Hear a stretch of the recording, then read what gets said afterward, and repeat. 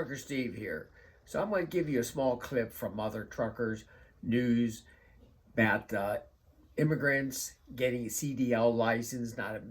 Some of them are not citizens of the United States. They want a work visa. So this is just a small clip of it. I think it's very interesting. This tail end part of that of his newscast. Out of the 530,000 are getting their legal status, terminated.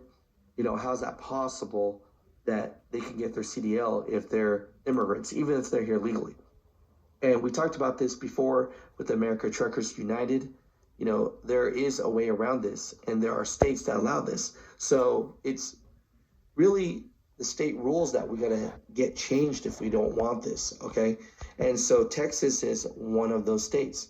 So let me read you this here. Yes, if you have a valid 2-year work permit, okay, employment authorization document, they call that EAD, you are eligible to obtain a non-domiciled commercial driver's license, CDL, in Texas, provided you meet all other CDL requirements, right? So there's your answer.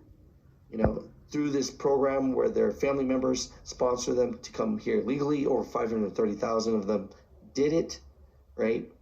And so some of them, I guess, went this non-domicile CDL route. Now, when it states you must meet all other CDL requirements, did they really meet the CDL requirements, or did they cheat on that?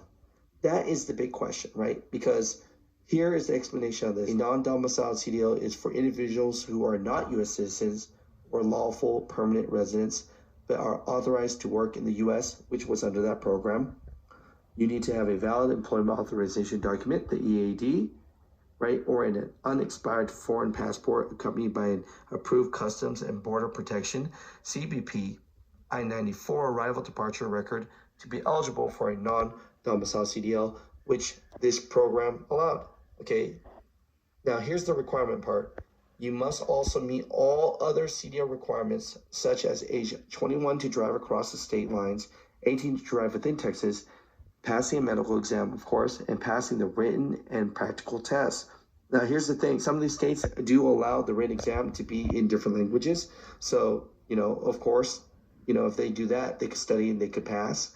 But the road test has to be in English, right? And so how are they passing that? If they studied back in their own country, then hey, that's perfect.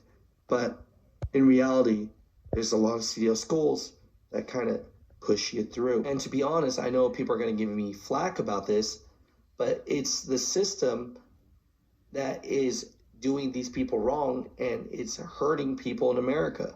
And what I mean by that is just like the video that I talked about where the FMCSA actually has that memo that comes out that says, hey, if you're pulling over someone that actually says they don't speak any English, that, yeah, you can give them a citation, but no, that's not an out of service offense, right? So,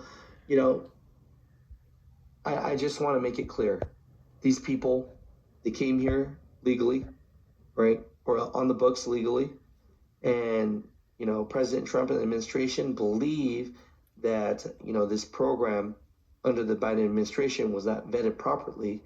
So he doesn't believe in it. So he's cutting this program short and asking all the 530,000 people to leave. At the end of the day, is it their fault? I'll say no.